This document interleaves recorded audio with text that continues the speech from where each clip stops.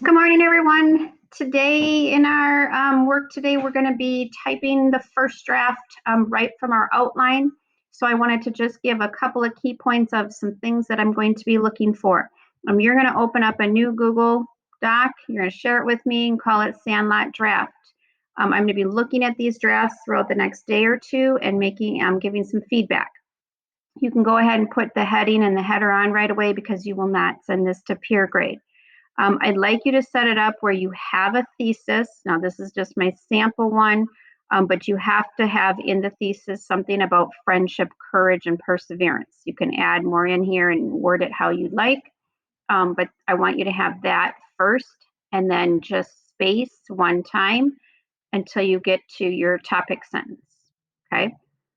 With your paragraph, you then will go ahead and type your paragraph in full. You probably could copy and paste some of your outline, but you're going to have to make sure that it's, you don't have just lines like that, it looks like an outline. Now, one of the things you might have to do is rearrange it a bit because I want you to make sure that when you're writing it, you kind of pretend that I have never seen the movie.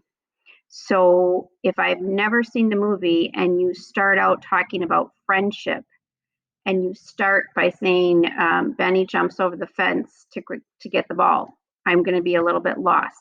So you have to add a little bit more to your paragraph. I would go in chronological order. So whatever you have for friendship, maybe at the very beginning, he gives Smalls his glove and his baseball cap, something like that, and then work your way up so that it goes in order of the movie. Okay, that's the first thing. Second thing, I want you to really try to have different types of sentences, meaning complex and compound. Complex, we haven't done this in a while, but it's a dependent clause and an independent clause. And you can reverse those two around. You can switch them around. So while the boys are playing at the Sandlot, that's a dependent clause. It also gives me more information. I know it's telling me where they are. Okay, so when Smalls hits the Babe Ruth ball over the fence, and then give me your independent clause. If you have a compound sentence, you have two independent clauses. So don't be afraid to be using some semicolons. Go back into your comp book. Those are under chapter 3, but a semicolon and maybe a conjunctive adverb. Some of you have been doing that in your writing. And again, it just makes it makes your writing better to have different types of sentences.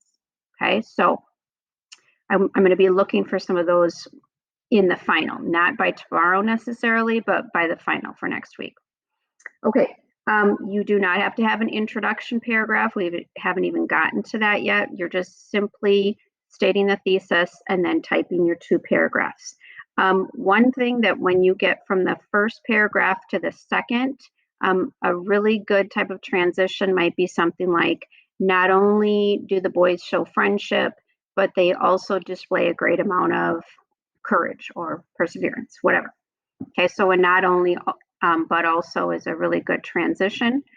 Speaking of transitions, make sure that you have transitions in here. So when you're adding more primary, that's going to be one of the things I'm looking for as well.